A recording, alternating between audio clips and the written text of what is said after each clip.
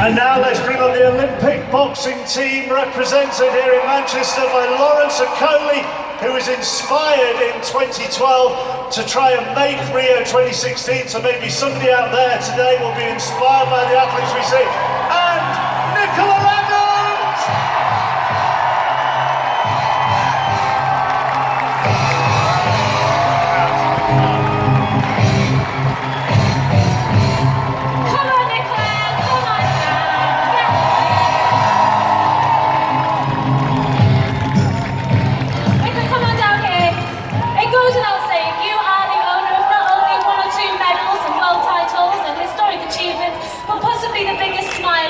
Is that fair to say?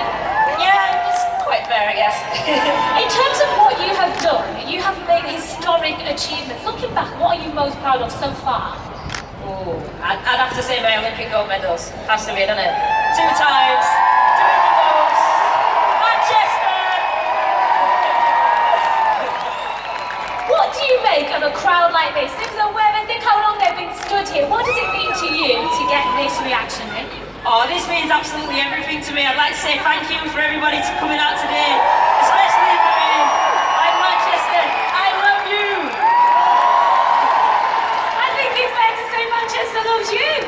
Yeah. Congratulations, Nicola. Let me join the rest of the team. Thank you. Can I do something cheeky? You always do. I'm gonna go down and do some selfies.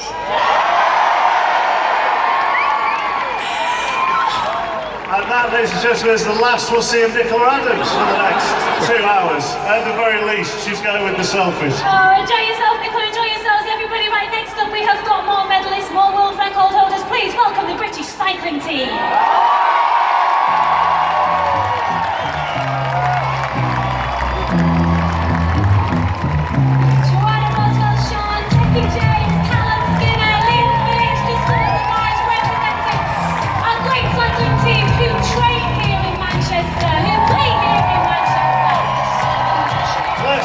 Chat with Joe Russell, shall we? Are you alright? Yes, I'm brilliant, thank you. I'm loving all the gold hats, everybody.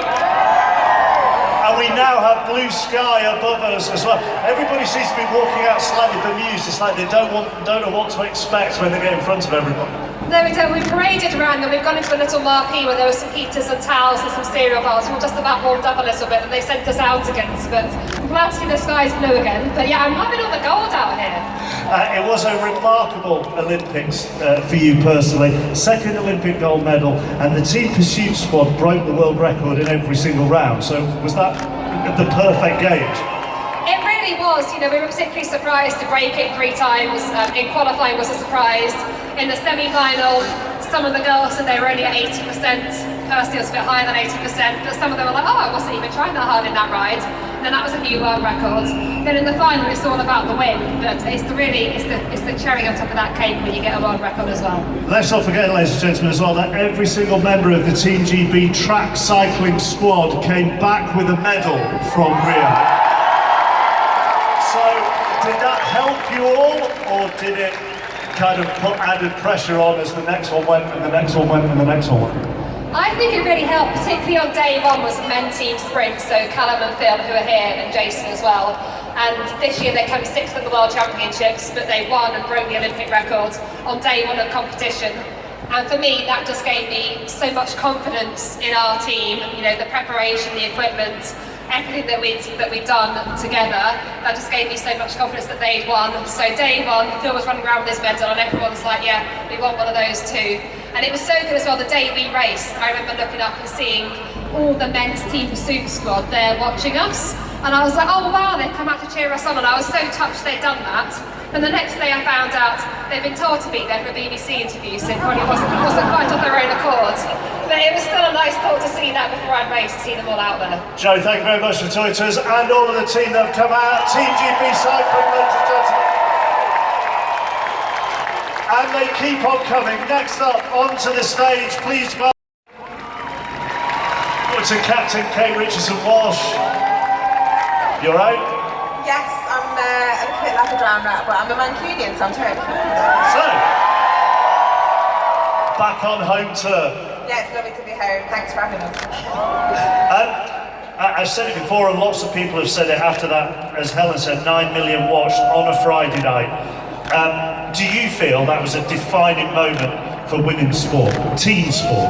I think all of the performances from the Paralympics and the Olympians, I think everybody did an amazing job. I think for women and young girls, I think we're just saying to them, go out and achieve your dreams. You can do it if you work hard, you're dedicated, anything can happen. What was the spirit in the squad like going into the final? Were there nerves or were you confident? No, we were just really in the moment. We were just completely focused on our job and doing it for the squad. We were representing the squad of 31, all those women back home who couldn't have made it. We were playing for them, and I think we saw that out on the pitch that night.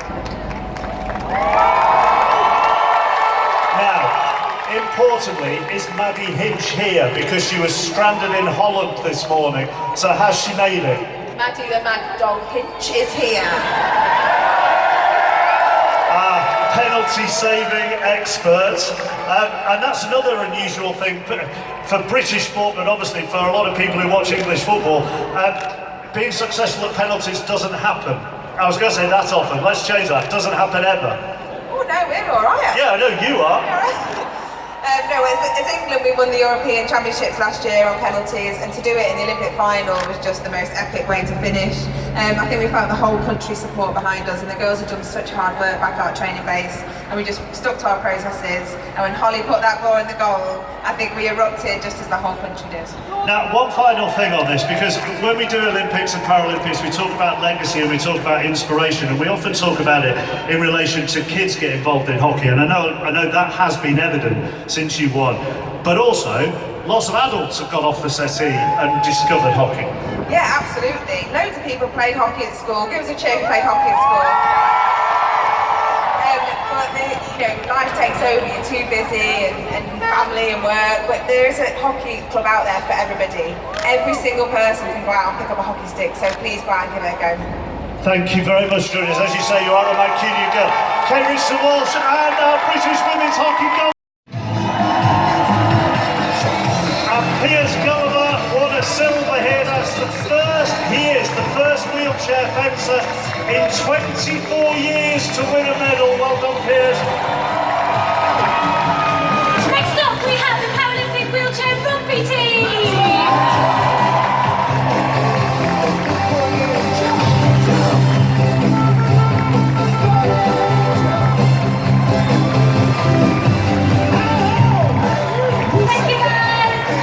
And let's bring on another very successful Paralympic sport in Rio, the Paralympic wheelchair tennis team. 1 gold, 2 silver, 1 bronze for the Paralympic wheelchair tennis team. Gordon Reid taking the gold, Gordon Reid and Alfie Hewitt taking a silver, Alfie Hewitt taking the silver individually as well, and Jamie Birkin and Andy Lackthorne winning a bronze. Gordon, come out and join us. Massive round of applause for Gordon Reid here. Gordon, you had to play your doubles partner, Alfie, in the final. Was that just like having a knock-around? No, definitely not. Yeah, I mean, it was difficult because we played doubles final the night before and then we had to become enemies the day after, but as soon as we got out on court, it was, no mercy. And I mean, how difficult is it taking on somebody who, well, you know his game well, but he knows your game well? Yeah, it's tough. We've trained a lot together the last couple of years to try and form a good partnership in doubles. So it was difficult, but at the end of the day, just had to go out there and treat it like another match. Listen, it's been a massive year, not just a gold and a silver at the Paralympics, but double Grand Slam winner and a Wimbledon winner. I mean, how do you pick a highlight? It's tough, yeah. No, I mean, it sounds good when you say it like that. But no, it's been an amazing year. So thanks everybody for the support and thanks everybody for coming out today in this lovely weather. Now listen, the weather's great. I was hugely inspired by wheelchair tennis. I thought it was just a brilliant event. I know my co-host Sophie Morgan wants to take the sport up. What do you say to people about getting involved in it? Yeah, anybody who was inspired by any of the sports in Rio should just go out and try them. Doesn't need to be tennis, just anything, just get involved, go and try a load of different ones and see which one you enjoy the most. Now you've got a big rivalry with the French pairing as well, and it's a shame Alfie couldn't be here. I mean, is this something that's going to go on for a long time, because you're both still such young players? Yeah, one of the French guys is 45, so I don't know how long it will go on for, but Yeah, we've got a few years left, me and Alfie, and this isn't the end. This is probably only the beginning of our journey as a doubles team. So we'll see what we can do in 4 years' time. Well, it wasn't just you that was successful. Obviously, the rest of the team had great success as well, and it was just an amazing venue to play in. I mean, how was the whole Rio experience? Was it beyond your expectation? Yeah, I mean, we didn't really know what it was going to be like. You know, there was a lot of negativity before we went out there in the press. There was Zika, ticket sales and stuff like that. But when we went out there, it was incredible. We were playing in front of 8, 9, 10,000 people. The atmosphere was electric, so yeah, just loved every moment of it. And all that negativity has definitely been forgotten today. What does this crowd, the country support, mean to you?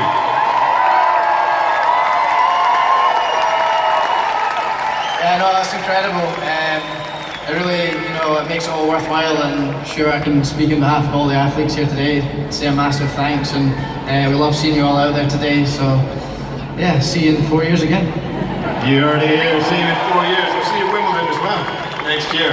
All right, well, one more massive round of applause for Gordon Reid.